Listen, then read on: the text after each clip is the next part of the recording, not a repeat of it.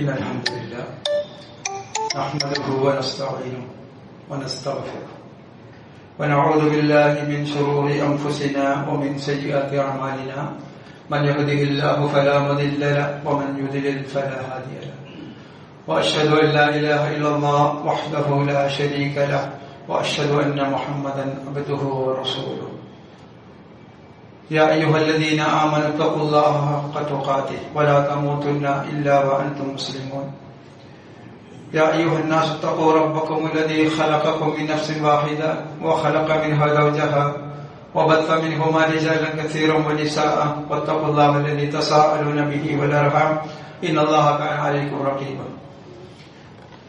يا أيها الذين آمنوا اتقوا الله وقولوا قولا سديدا يصلح لكم أعمالكم ويغفر لكم ذنوبكم ومن يطع الله ورسوله فقد فاز فوزا عظيما أما بعد إن أصدق الحديث كتاب الله وأحسن الهدي هدي محمد صلى الله عليه وسلم وشر الأمور محدثاتها وكل محدثة بدعة وكل بدعة ضلالة وكل ضلالة في النار അള്ളാഹുവിന്റെ അടിമകളായ സത്യവിശ്വാസികളെ അള്ളാഹുവിന്റെ നിയമങ്ങളും നിർദ്ദേശങ്ങളും അവന്റെ വിധിവിലക്കുകളും ജീവിതത്തിന്റെ എല്ലാ രംഗത്തും നമ്മുടെ സംസാരത്തിലും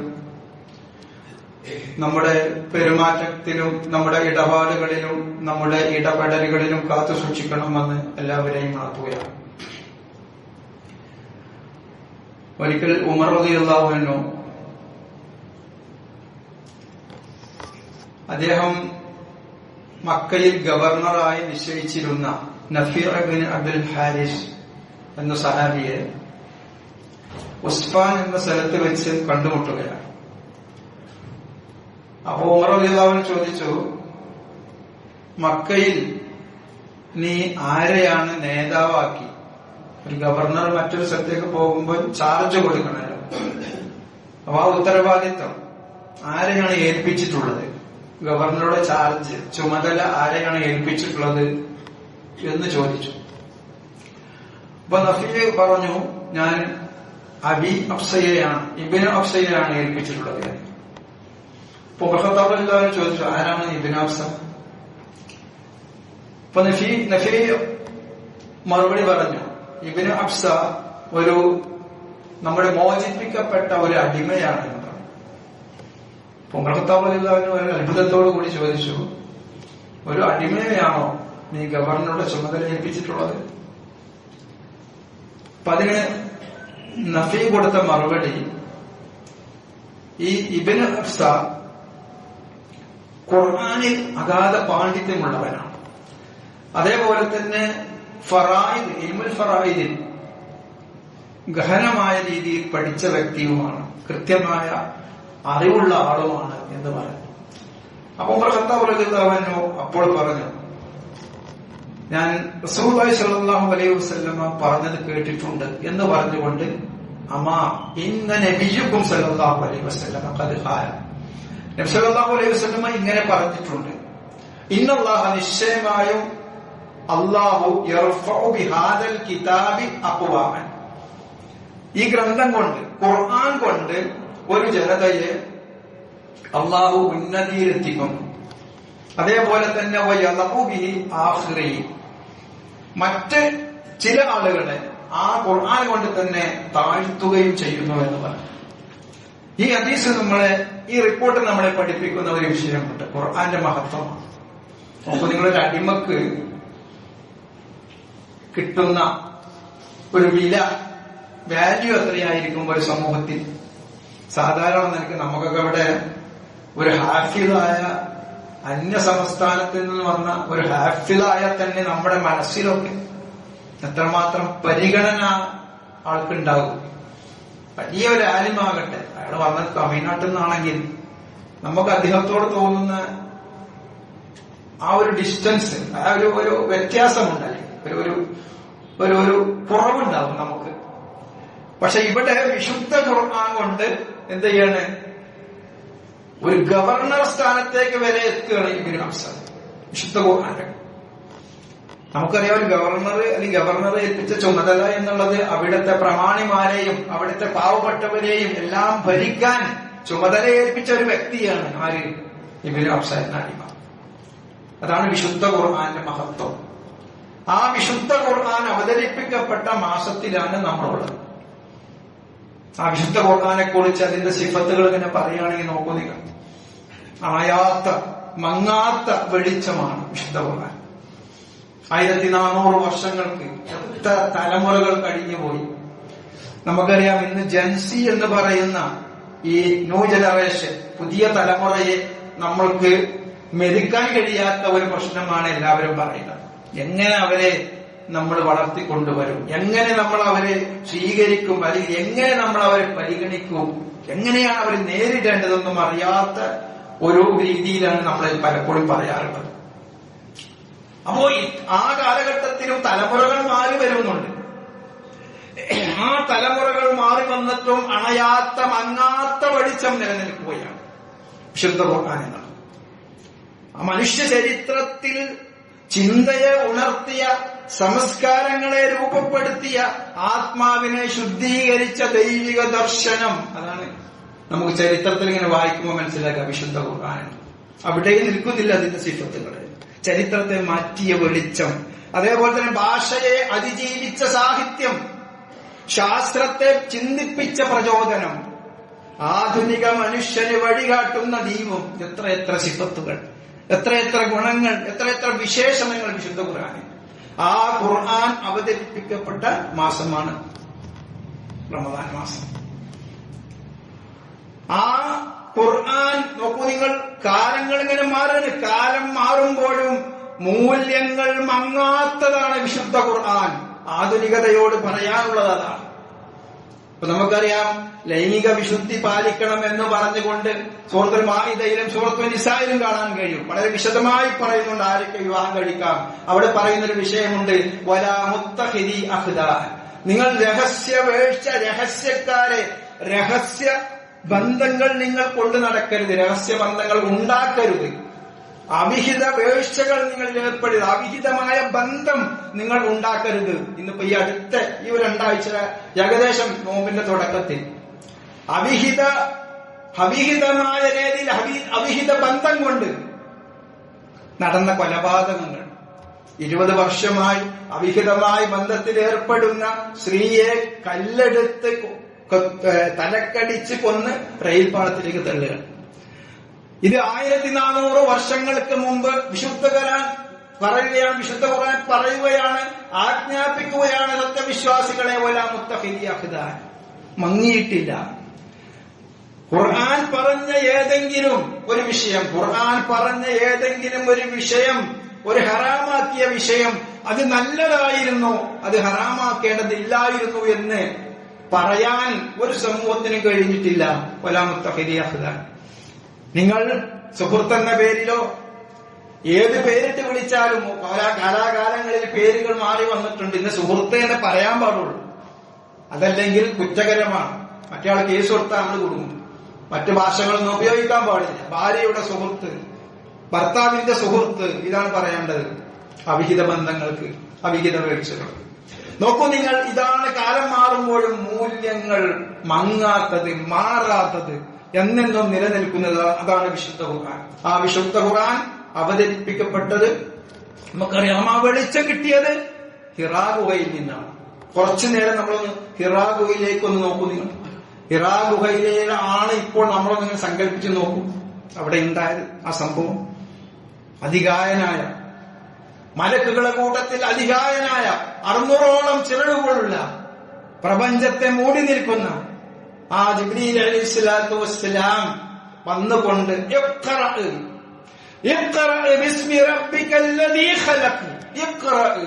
അന്ന് വല്ലാതെ പരിചയമുള്ള വാക്കുള്ളത്. ദൈവിക നാമത്തിൽ, അള്ളാഹുവിന്റെ നാമത്തിൽ, ഏതല്ലാഹു നിന്നെ സൃഷ്ടിച്ചവനായ അള്ളാഹുവിന്റെ നാമത്തിൽ നീ വായിക്കണം. അന്ന് ആ ഒരു സമൂഹത്തെ അല്ലെങ്കിൽ ലോകത്തെ തന്നെ മാറ്റിമറിച്ച, അതാണ് ചരിത്രത്തെ മാറ്റിയ സംഭവം. വായിക്കണം. ആരെ പേരിൽ വായിക്കണം? നിന്നെ സൃഷ്ടിച്ച രക്ഷിതാവിന്റെ പേരിൽ. ഖലഖൽ ഇൻസാന മിൻ അലഖ്. ആ രക്ഷിതാവ് നിന്നെ സൃഷ്ടിച്ചത് അലഖിൽ നിന്നാണ്, ഭ്രൂണത്തിൽ നിന്നാണ് എന്ന് 1400 വർഷങ്ങൾക്ക് മുമ്പ് ഇറാഖുവയിൽ വെച്ച് പ്രഖ്യാപിക്കുകയാണ്. ആരുമില്ല അവിടെ, സയന്റിസ്റ്റുകളൊന്നുമില്ല, ലബോറട്ടറി ഇല്ല. അന്നാണ് പറയുന്നത് ഭ്രൂണത്തിൽ വെച്ചാണ് മനുഷ്യനെ സൃഷ്ടിക്കുന്നത് എന്ന്. നമുക്കത് ശാസ്ത്രം തെളിയിക്കാൻ 1827 അഥവാ 19ാം നൂറ്റാണ്ടോളം അടുക്കേണ്ടി വന്നു. 19ാം നൂറ്റാണ്ടിൽ 18ാം നൂറ്റാണ്ടിന്റെയും 19ാം നൂറ്റാണ്ടിന്റെയും ഇടയിലാണ് ശാസ്ത്രം കണ്ടെത്തുന്നത് ഭ്രൂണത്തിലാണ്, അല്ലെങ്കിൽ ഭ്രൂണമാണ് ഭ്രൂണത്തിലൂടെയാണ് മനുഷ്യനുണ്ടാകുന്നത് എന്ന നിഗമനം, കൃത്യമായ നിഗമനം. 20ാം നൂറ്റാണ്ടിൽ അതുമായി ബന്ധപ്പെട്ട കുറെ പഠനങ്ങൾ നടക്കുകയാണ്. ഇത് 1400 വർഷങ്ങൾക്ക് മുമ്പ് ഹിറാ ഗുഹയിൽ വെച്ച് തെളിച്ച ആ വെളിച്ചം, ആ ദീപം, അതിലാണ് പറയുന്നത് ഇഖ്റഅ ബിസ്മി റബ്ബിക്കല്ലദീ ഖലഖ് ഖലഖൽ ഇൻസാന മിൻ അലഖ് ഇഖ്റഅ വറബ്ബുക്കൽ അക്രം. ആളുകൾക്ക് പരിചയമില്ലായിരുന്നു അത്. ഇഖ്റഅ, നീ വായിക്കണം, നിന്റെ രക്ഷിതാവ്. ഏത് രക്ഷിതാവ്? ഉദാരവാനായ രക്ഷിതാവ്. അന്നൊക്കെ ഈശ്വര സങ്കല്പം എന്നുള്ളത്, ദൈവിക സങ്കല്പം എന്നുള്ളത് എന്താണ്?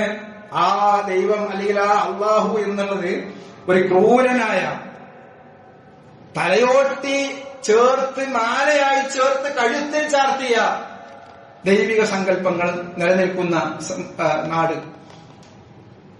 പാമ്പിനെ ചുറ്റി പാമ്പ് കഴുത്തിൽ അണിഞ്ഞു നടക്കുന്ന ക്രൂരനായ ദൈവങ്ങളുള്ള കാലത്താണ് ഇനി വായിക്കണം റബ്ബുക്കൽ അക്രം, മാന്യനായ ഉദാരവാനായ നിന്റെ രക്ഷിതാവിന്റെ നാമത്തിൽ. നോക്കൂ നിങ്ങൾ, ആ ഒരു പ്രഖ്യാപനം വായിക്കാൻ അറിയാത്ത റസൂലുള്ളാഹി സ്വല്ലല്ലാഹു അലൈഹി വസല്ലം, ആ വായിക്കാൻ അറിയാത്തവനെ ലോകം മുഴുവനും വായിക്കേണ്ട ഗ്രന്ഥം പഠിപ്പിക്കുവാൻ തിരഞ്ഞെടുത്ത ഹിറാ ഗുഹ. അതാണ് ഹിറാ ഗുഹയിലെ നിമിഷങ്ങൾ. നമ്മൾ അവിടെ ആയിരിക്കണപ്പോ. വായിക്കാൻ അറിയാത്തവനെ ലോകം മുഴുവനും വായിക്കേണ്ട ഗ്രന്ഥം പഠിപ്പിക്കാൻ വേണ്ടി തിരഞ്ഞെടുത്ത മാസം വളരെ പ്രധാനപ്പെട്ടതാണ്. നമ്മൾ അങ്ങനെയൊക്കെ ചിന്തിച്ചിട്ടുണ്ടോ? അതാണ് ഹിറാ ഗുഹയിലെ സംഭവം. എന്നാണ് പലപ്പോഴും നമ്മൾ ഖുർആൻ എടുത്തു വെച്ചാൽ അവിടേക്കൊന്ന് പോകണം. നമ്മൾ ഹിറാ ഗുഹയിലെ റസൂലുള്ളാഹി ഒറ്റയ്ക്കിരുന്ന ആ ഒരു സമയത്ത് ജിബ്രീൽ അലൈഹിസ്സലാത്തു വസ്സലാം ഒന്നുകൊണ്ട് പിടിക്കുന്നു, 3 പ്രാവശ്യം ചേർത്ത് പിടിക്കുന്നു, അണഞ്ഞു പിടിക്കുന്നു. വായിക്കണം.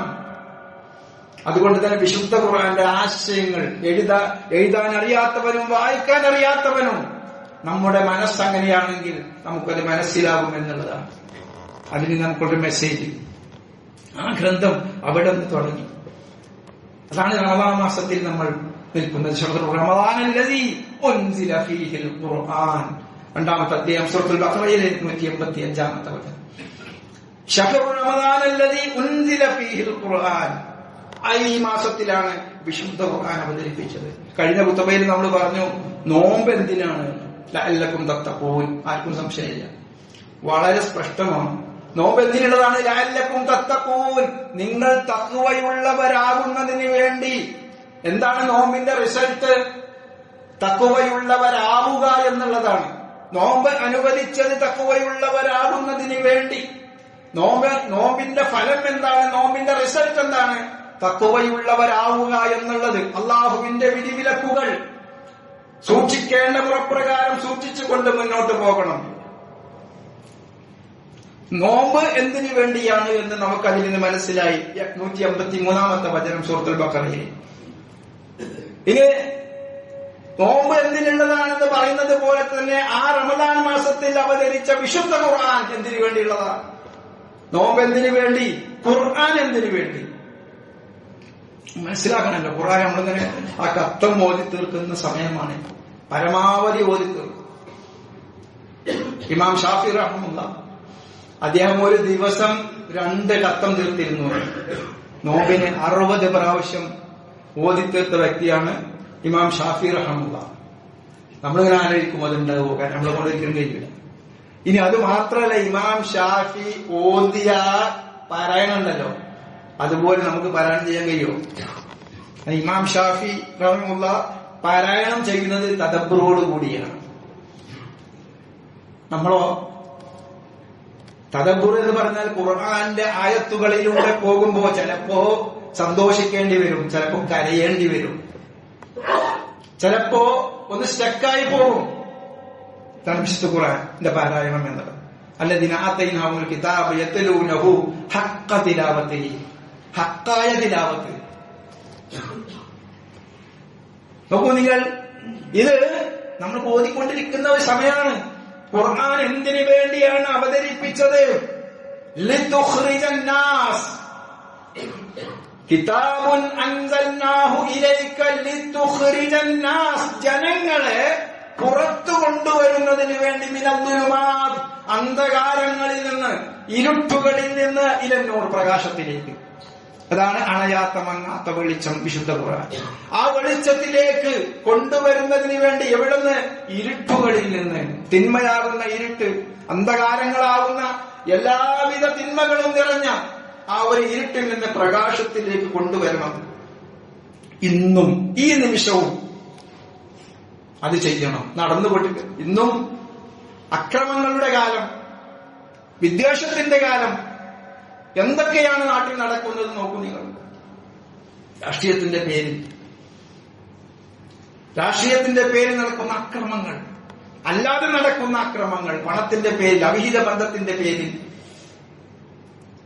അതുകൊണ്ട് അത്തരം അന്ധകാരങ്ങളിൽ നിന്ന് ആളുകളെ, ലിന്നാസ് എന്നാ പറഞ്ഞത്,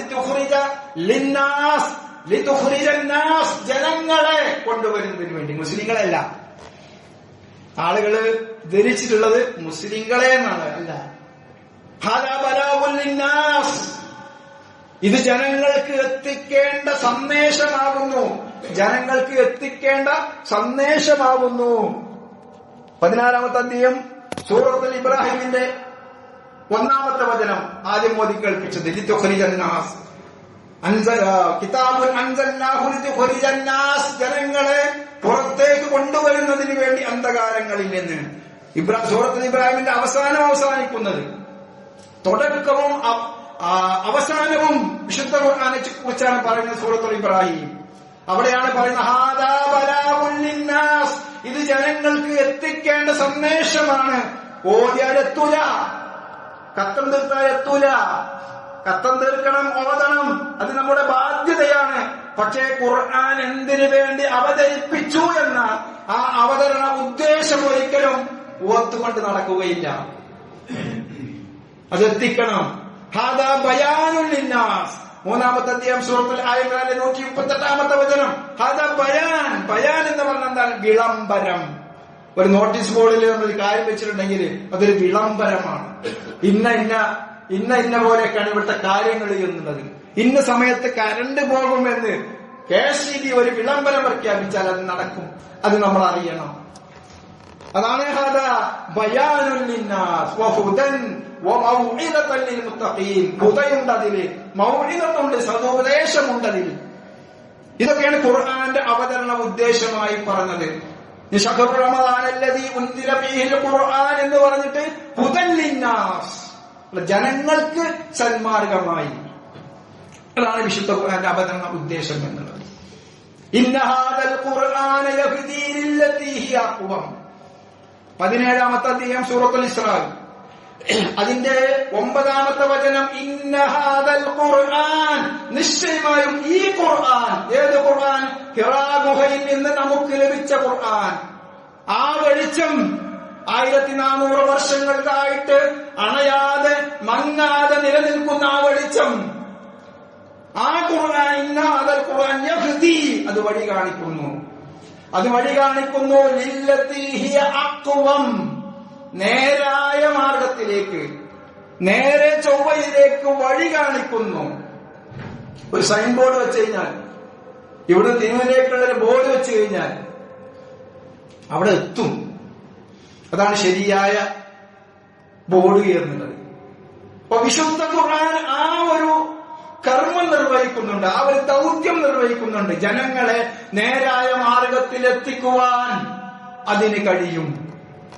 ഇന്ന ഹാദൽ ഖുർആന യഹ്ദീ ലില്ലതീ ഹിയ അഖ്വം. നമ്മുടെ വീട്ടിലൊരു ടോർച്ച് ഉണ്ട്, ഭയങ്കര പവറുള്ള ടോർച്ചാണ്, അടിച്ചാൽ ആകാശത്തേക്ക് എത്തും.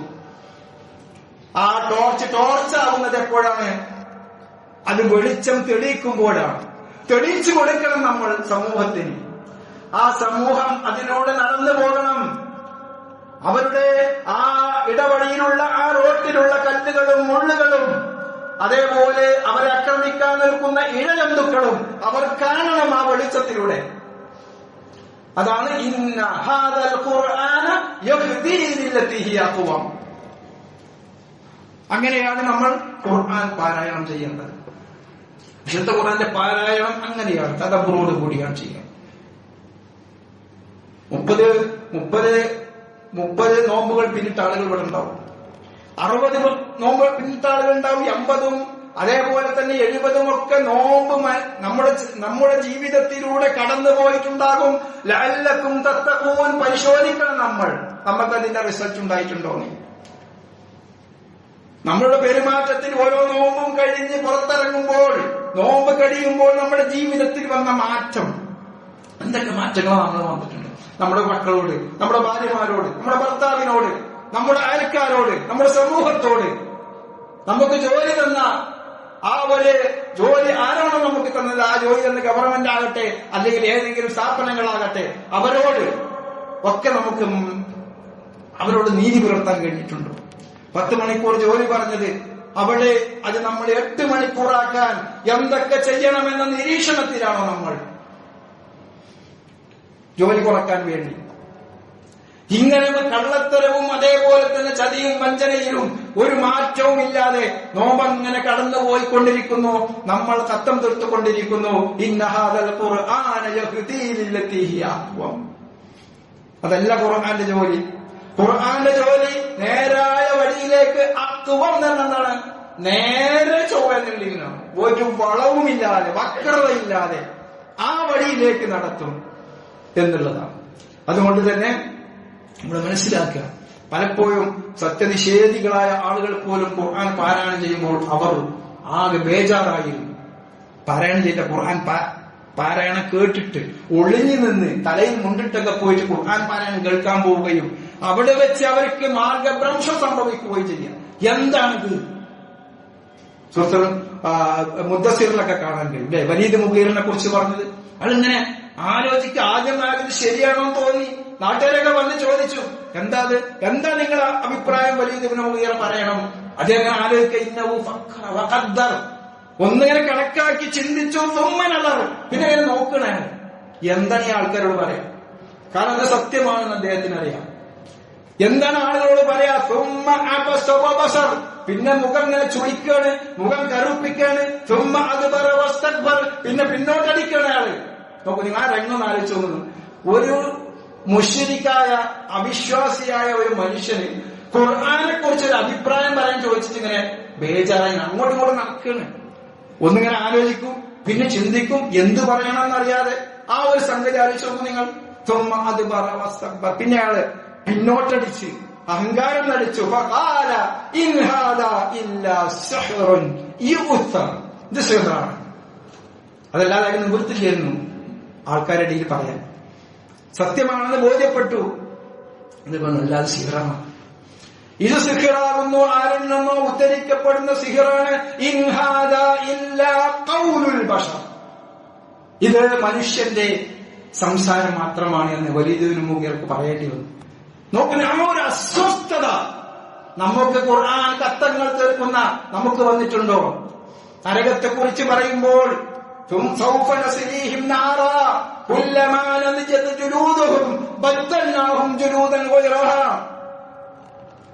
നരകത്തിൽ കിടക്കുന്ന ആളുകളുടെ തൊലികൾ കരിഞ്ഞു പോകും, വീണ്ടും തൊലികൾ സൃഷ്ടിച്ചുകൊണ്ടേയിരിക്കും. ഇന്നും നമ്മുടെ ശരീരത്തിൽ കോശങ്ങൾ രൂപപ്പെടുന്നത് വരെ ഒരു മുറിവുണ്ടായി എങ്ങനെയാണോ ഉണങ്ങുന്നത്? കോശങ്ങൾ രൂപപ്പെട്ടു വരും, അല്ലാതെയും രൂപപ്പെട്ടു വരുന്നത് പലതും, ആന്തരിക അവയവങ്ങൾ വരെ, നമ്മുടെ സങ്കീർണമായ കണ്ണുകൾ വരെ കോശങ്ങൾ പുതുതായി നിർമ്മിക്കപ്പെടുന്നു. ഒരു കുട്ടി ജനിച്ചതിന് ശേഷം നിങ്ങൾ ആലോചിച്ച് നോക്കൂ എത്രമാത്രം നമ്മുടെ ശരീരത്തിൽ രൂപപ്പെട്ടു വരുന്നു. എന്നാൽ അല്ലാഹു പറയുന്നു, നരകത്തിൽ കിടന്ന് വെന്ത് അവന്റെ തൊലികൾ പോകുമ്പോൾ അവന്റെ തൊലികൾ കരിഞ്ഞു പോയാൽ അവന് നാം എന്ത് ചെയ്യും? ബദ്ദൽനാഹും ഗൈറഹ ബദ്ദൽനാഹും ജുലൂദൻ ഗൈറഹ, അവന് പകരം കൊടുക്കും. അവന് പകരം ഇങ്ങനെ സൃഷ്ടിച്ചുകൊണ്ടേയിരിക്കും. ഇത് കേട്ടിട്ട് നമുക്ക് എന്താ തോന്നിയത്? കരഞ്ഞോ? ഒരു അസ്വസ്ഥതയും നമുക്കുണ്ടായോ? വലീദിനും മുഗീറക്കുണ്ടായ അസ്വസ്ഥത ഖുർആനെ കുറിച്ച് കത്തങ്ങൾ തീർത്തങ്ങനെ പോവുകയാണ്. അതുകൊണ്ട് തന്നെ വിശുദ്ധ ഖുർആൻ ഈ മാസത്തിൽ അവതരിപ്പിച്ച ഈ മാസത്തിന്റെ ശ്രേഷ്ഠത മനസ്സിലാക്കണം. അതേപോലെ തന്നെ വിശുദ്ധ ഖുർആന്റെ ശ്രേഷ്ഠത നമ്മൾ മനസ്സിലാക്കണം. ഈ ചരിത്രത്തെ മാറ്റിയ ആ വിശുദ്ധ ഖുർആൻ നമ്മുടെ കൈകളിലാണുള്ളത്. അത് നമ്മൾ പഠിപ്പിക്കണം, അത് നമ്മൾ പഠിക്കണം, അത് നമ്മൾ പ്രചരിപ്പിക്കണം. അല്ലാഹു അനുഗ്രഹിക്കുമാറാകട്ടെ. അഖൂലു ഖൗലി ഹാദാ വഅസ്തഗ്ഫിറുല്ലാഹ ലീ വലക്കും വലിസാഇരിൽ മുസ്ലിമീന മിൻ കുല്ലി ദംബ് ഫസ്തഗ്ഫിറുഹു ഇന്നഹു ഹുവൽ ഗഫൂറുർ റഹീം.